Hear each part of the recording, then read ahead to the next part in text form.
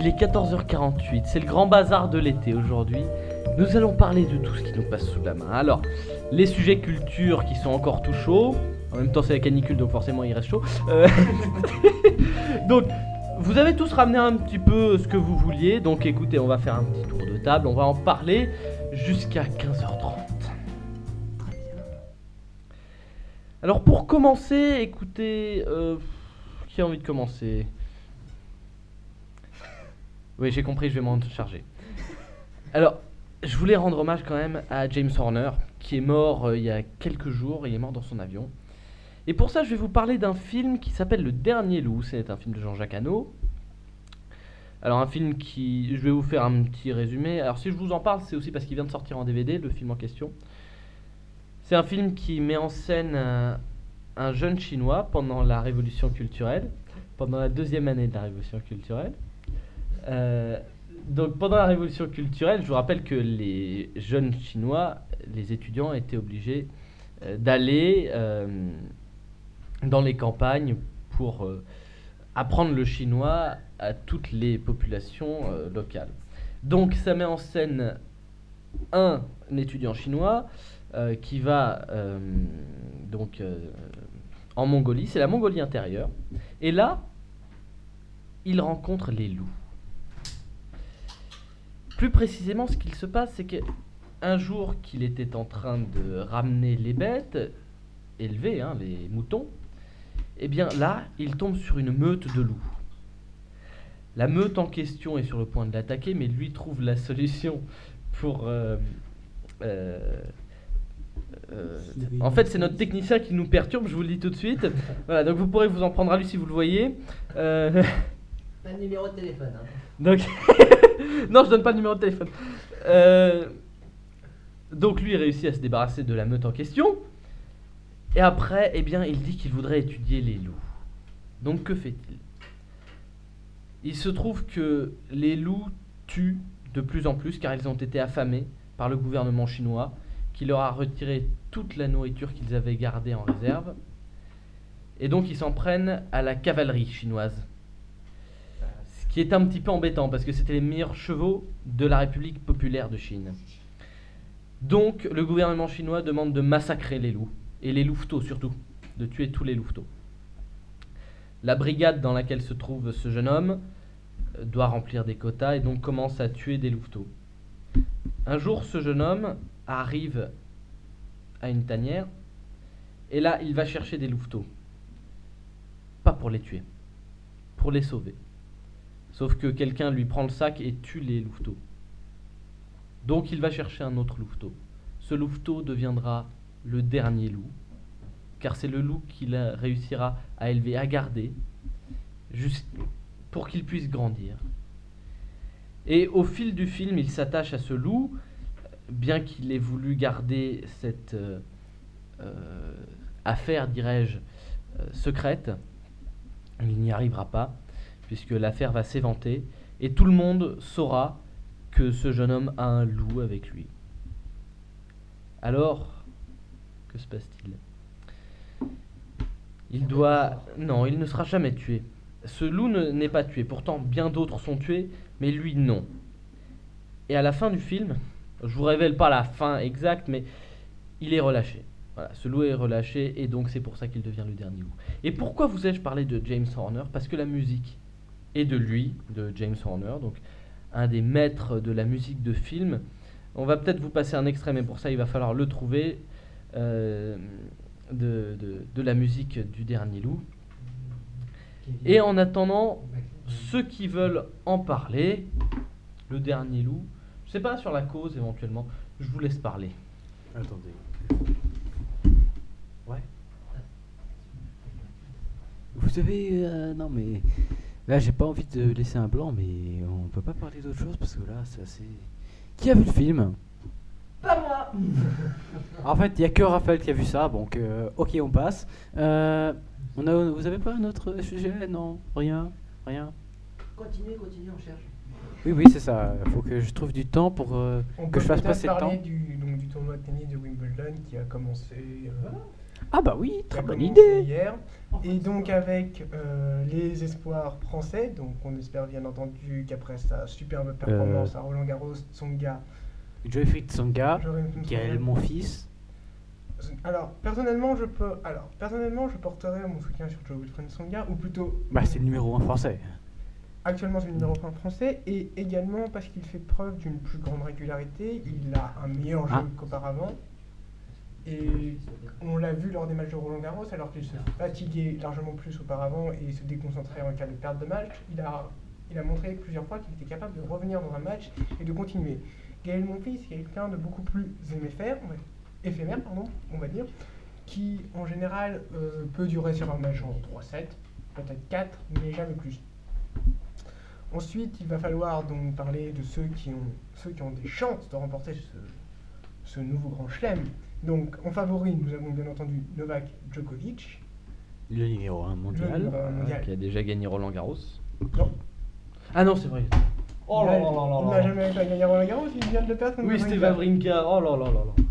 Nous avons Bon. également Roger Federer qui, malgré ses 32 ans, reste je crois, numéro 2 mondial actuellement. 3, il me semble. Numéro 3 Il est mondial. toujours là, lui. Alors qu'à 32 ans. Voilà. Bien sûr qu'il est toujours là. Ah non, mais moi Mais je m'intéresse pas vous au savez, non, truc. mais hein, mais- l'espérance de vie, entre guillemets, enfin, la carrière d'un joueur de tennis, elle dure plus longtemps qu'une carrière de joueur de foot. Ouais. Oui, mais Joueur de foot, il est c'est quand quoi, même- 2 il est ans quand même- il faut quand même le noter. Oui, bon. Ah putain, arrête. Pardon pour les bruits dans le micro. Pardon, il y a le technicien qui Ouais. commence à s'énerver parce que il n'arrête pas de faire trembler la table Non, parce mais en qu'il est même mort de temps, vous rire. dites 2 ans, mais les joueurs de foot en général ont quand même une carrière d'une dizaine d'années, sauf quand on s'appelle Paolo Maldini et qu'on a une carrière de 20 ans. J'aimerais quand même rectifier, il est quand même extrêmement rare qu'un joueur de tennis reste dans le classement Aussi 5 longtemps, bien sûr. mondial à 32 ans. En général, on y sort vers 29-30 ans. Ensuite, il y a également, bien entendu, Wawrinka, champion de Roland Garros, qui peut espérer décrocher son 3e grand chelem. Et on peut supposer Nadal s'il a un peu rectifié le tir depuis Roland Garros, ce qui n'est absolument pas sûr. Nous savons qu'il a remporté le dernier tournoi en date, mais que sa performance à Roland Garros était peu valorisante pour lui. Alors, je reprends la parole à propos de James Horner, car voyez-vous, nous avons enfin trouvé le morceau.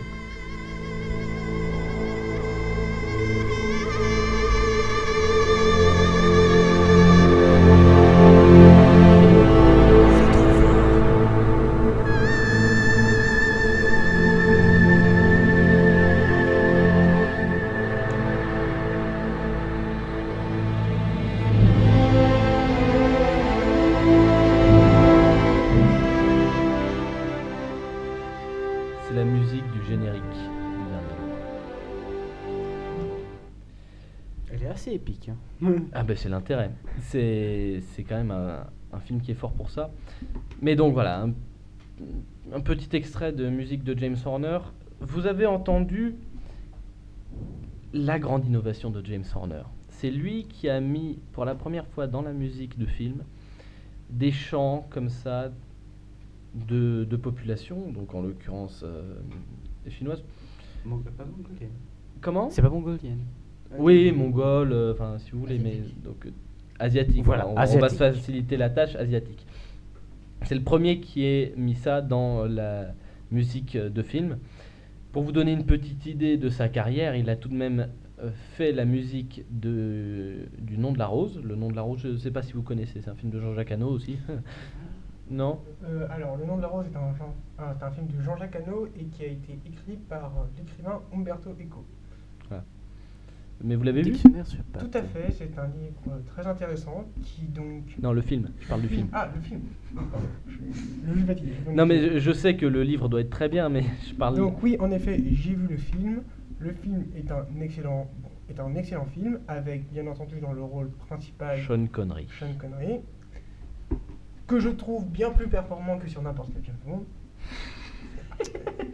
D'accord. Oui, Donc d'accord. ce film met en place, et donc reprend le livre, et met en place toutes les tensions qui peuvent exister entre les différents ordres de moines à l'époque du Moyen-Âge, l'Inquisition sous sa forme la plus violente, toutes les théories religieuses, tout ce qui peut donc...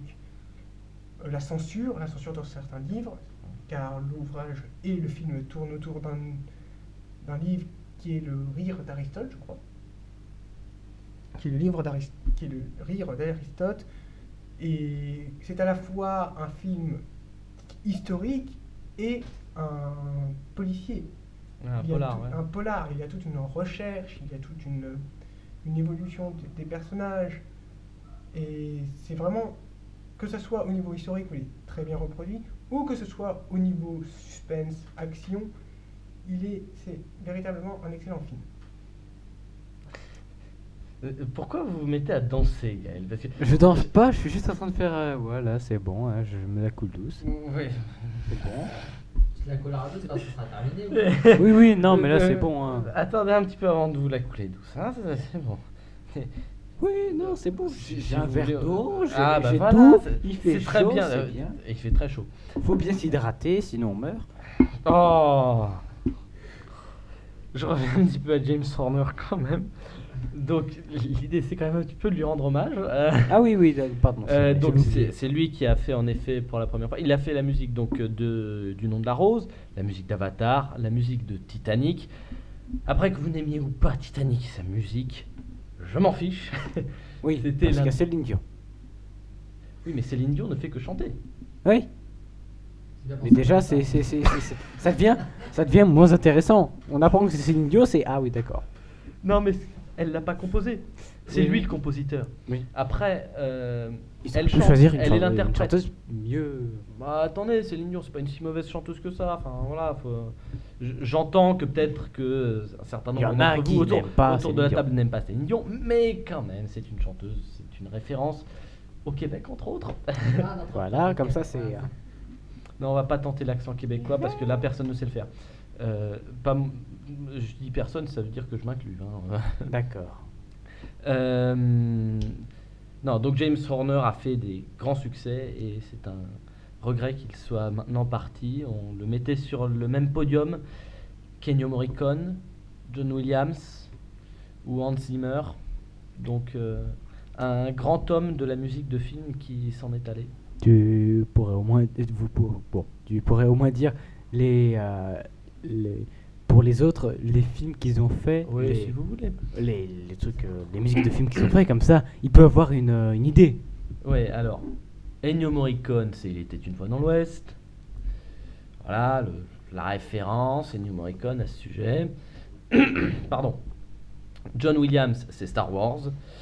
Là c'est Oui. C'est un autre public. Là, c'est un autre public, certes. Alors, je sais pas si vous avez entendu Antoine, notre technicien, que je remercie d'être là. Mais c'est vrai que c'est un autre public. Après, Star Wars, c'est quand même une référence dans le milieu de la science-fiction. Et bon, même si c'est tiré d'un film, La forteresse solitaire. La forteresse. Oui, un film japonais.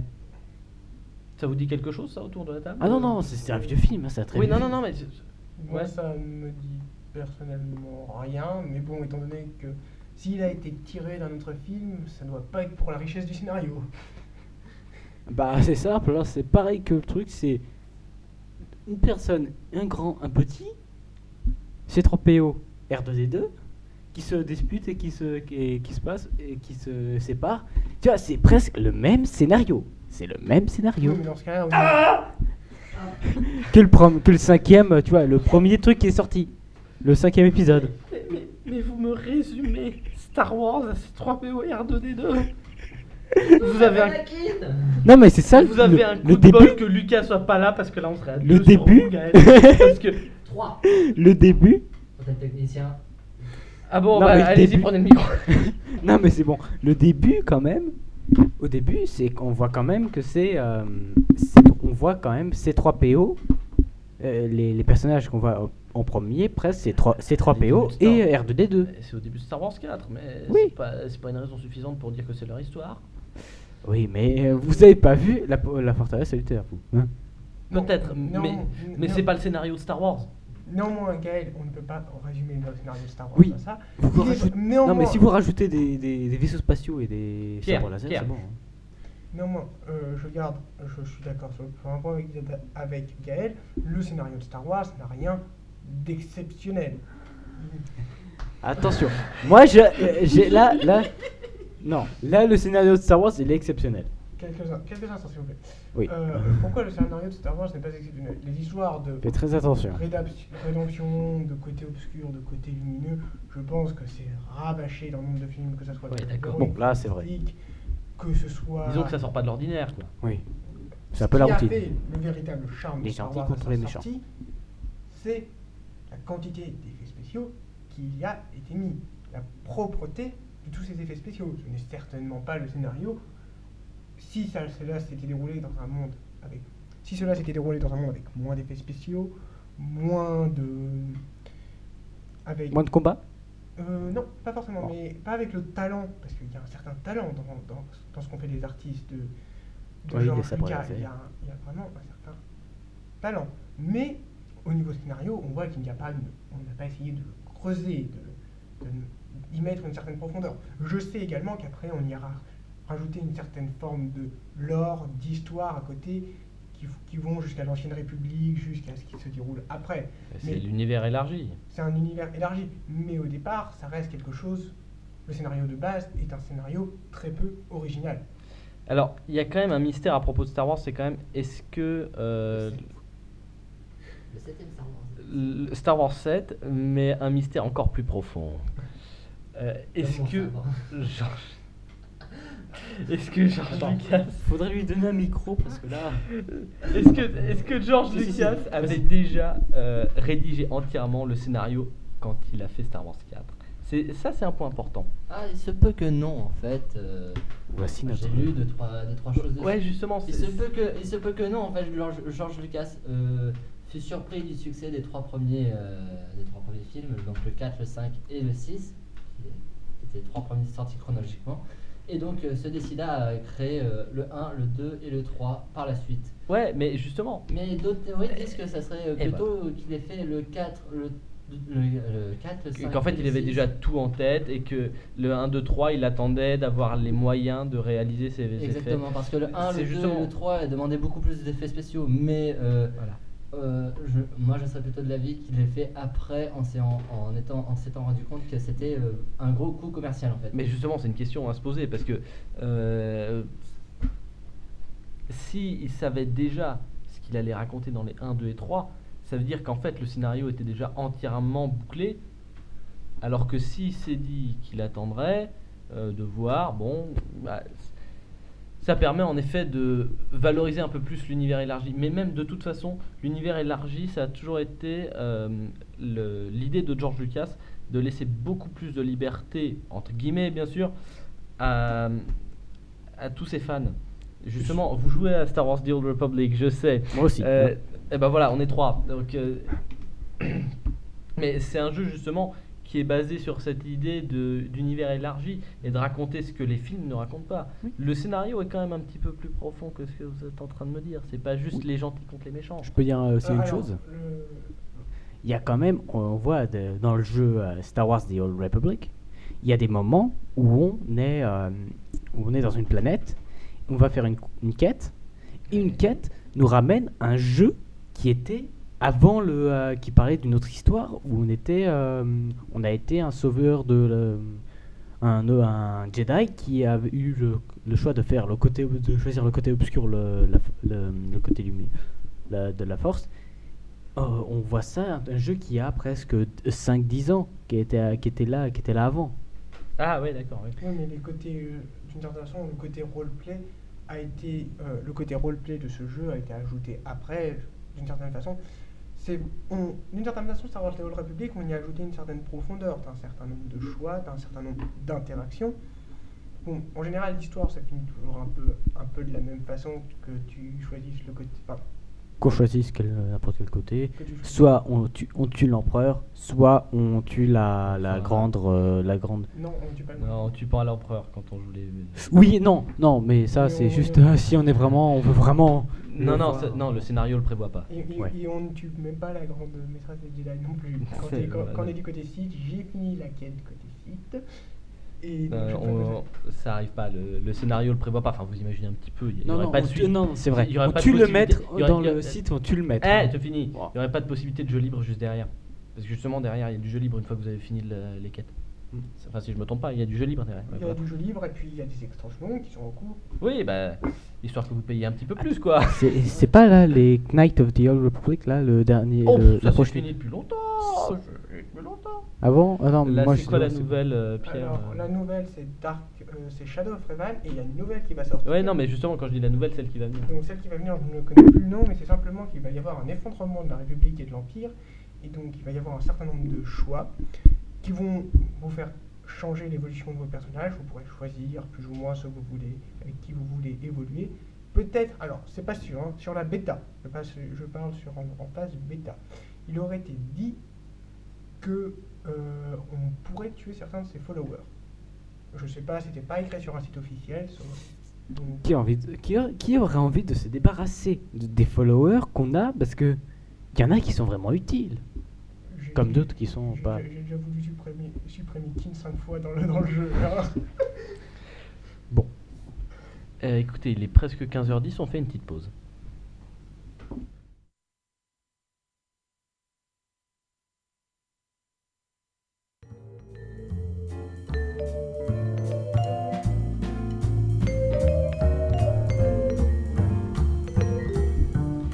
Suite du grand bazar de l'été, il est 15h16.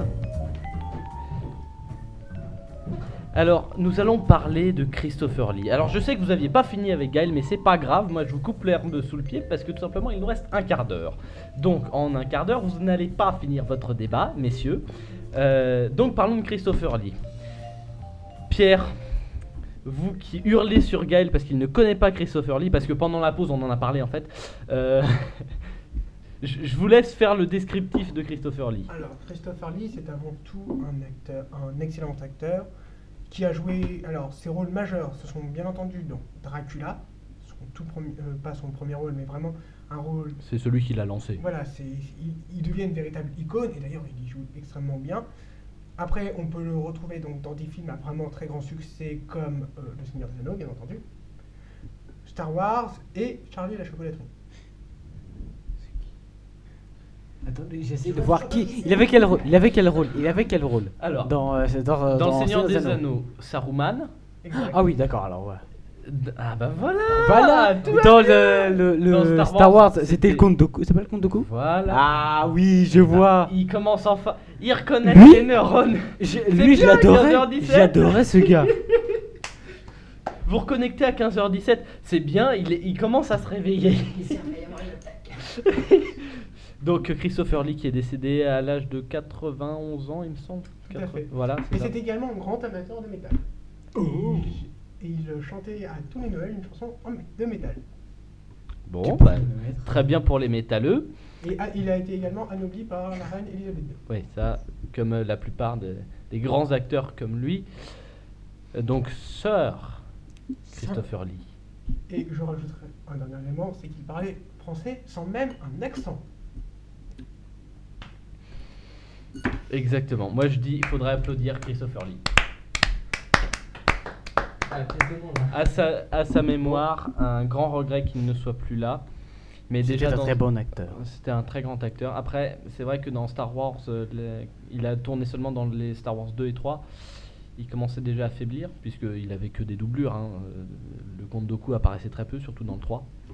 Ah, il meurt au début dernier. du 3, bien sûr, mais dans le 2, déjà... enfin, si vous voulez, comme il était déjà plutôt jeune, forcément, les combats, c'est pas lui qui jouait pour les combats. Hein. Bon. Mais donc voilà, c'est un grand acteur qui est mort. décédé. Voilà, qui est décédé, qui est mort. Comme vous voulez, de toute façon, ça veut dire la même chose. Personne d'autre veut parler de Christopher Lee? Je pense que je dis tout ce que j'avais à dire après. Eh bien, écoutez, j'ai un autre petit truc en tête, mais là, c'est un petit peu plus d'actualité. Alors, c'était dans l'Obs de la semaine écoulée. Ne me dites pas que c'est un journal de gauche, Pierre, je sais. Je n'ai rien dit et je trouve que l'Obs est souvent très intéressant. Ah bah voilà. C'est alors, Très gauchiste. c'est Comment? Qu'est-ce que... Non, J'ai c'est pas un compris. journal. C'est quand même. Il est certes de gauche, mais c'est un journal qui reste assez objectif, qui réussit à prendre de la distance, surtout sur un dossier comme celui dont je vais parler. Ouf, j'ai trouvé ma transition. Euh, à propos des robots. Et comme on a parlé de Star Wars, ça tombe bien, tout va bien. Et Là, les robots, moi, je fais la grimace, là. pourquoi? Bah, je fais partie des personnes qui n'aiment pas les robots, on va dire. Qui n'aiment pas réellement les robots. Ouais, développer, dans quel sens? Le sens où, un peu, le truc, là, la Terminator. Ah oui, non. Moi, je vous parle des vrais robots, pas de ceux des films. Ouais, mais... Les robots qui nous aident dans la vie de tous les jours. Oui. Vous êtes contre ça aussi? Tant qu'ils n'ont pas d'intelligence artificielle, ça va.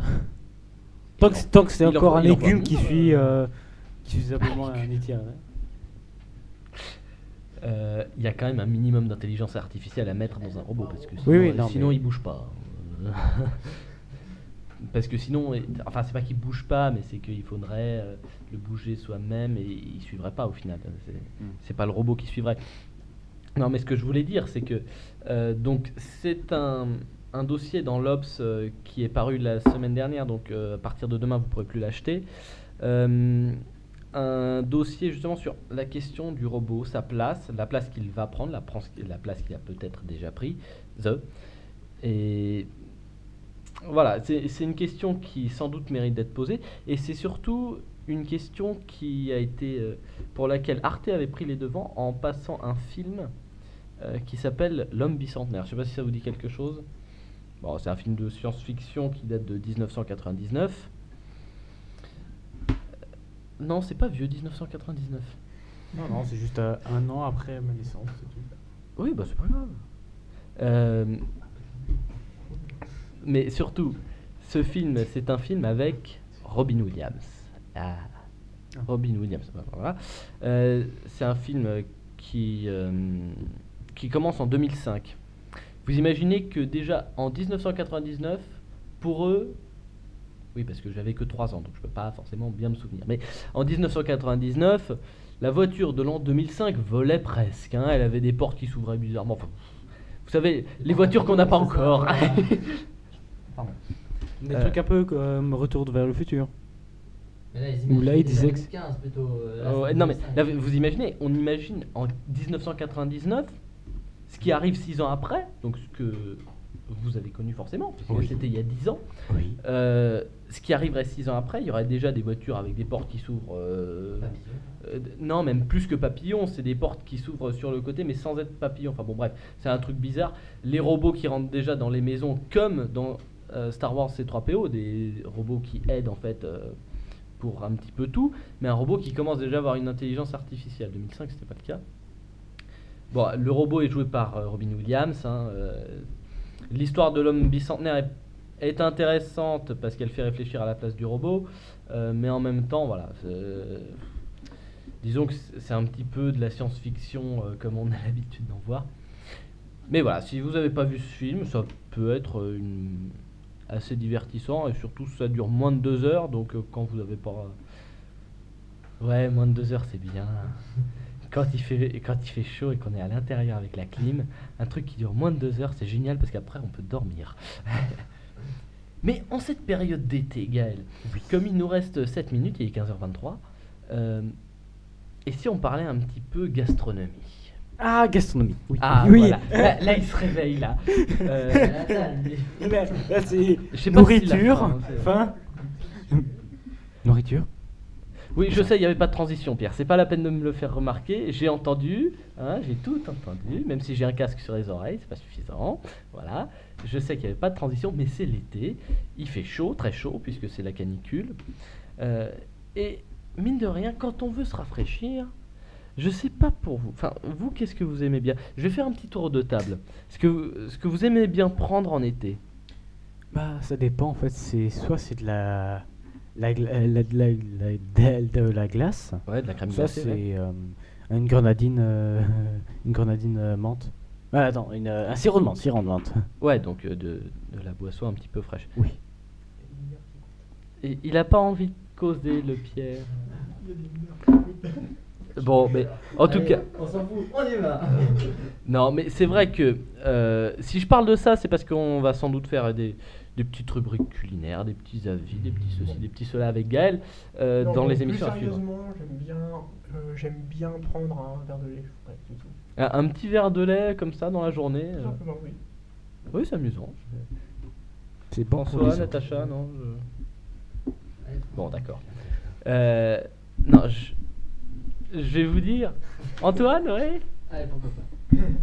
Moi, je préfère avoir une petite salade de fruits bien fraîche avec une boisson bien fraîche. Ah oui, Ça, c'est délicieux l'été. là, c'est... La boisson fraîche, quoi comme boisson? Plutôt du sucré ou plutôt Ah non, du sucré ça donne soif. Je vais plutôt prendre.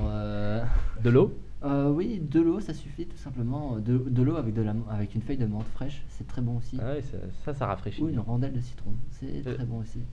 La petite rondelle. Ouais. Non, je vais vous dire mon petit dada en été. Mais Bon. je m'en fiche que vous en ayez rien à faire. Je vais le dire quand même. Mon petit dada, c'est le gazpacho. Voilà. Ah, un oui. gazpacho, voilà, à midi. Les à gazpacho. 4 heures. C'est La boisson froide d'un pays chaud. Ouais. C'est ça, c'est tout à fait ça. C'est tiré de la publicité, ouais. Ah bon? Ah bah oui. Vous avez pas vu? Non, je regarde le service public. Bon. Donc il n'y a pas de pub après 20h.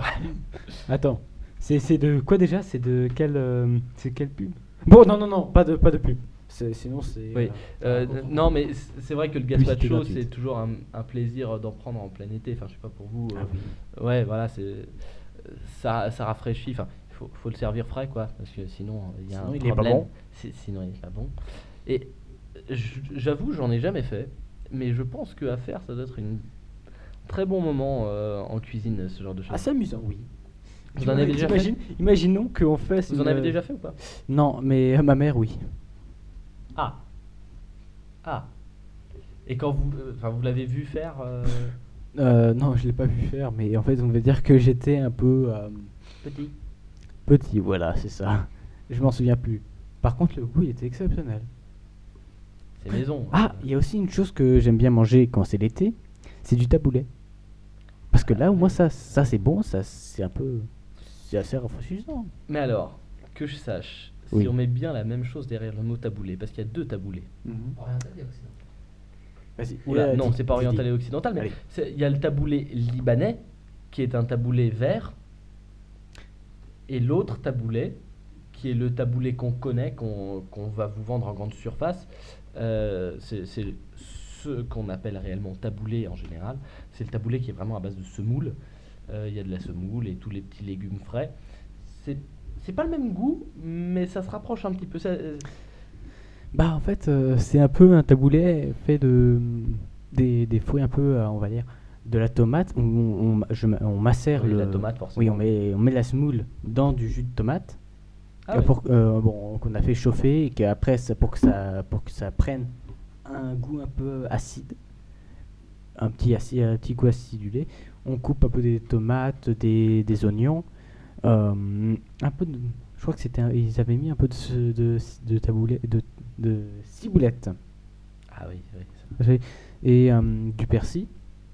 On sert ça et c'est bon. Ouais.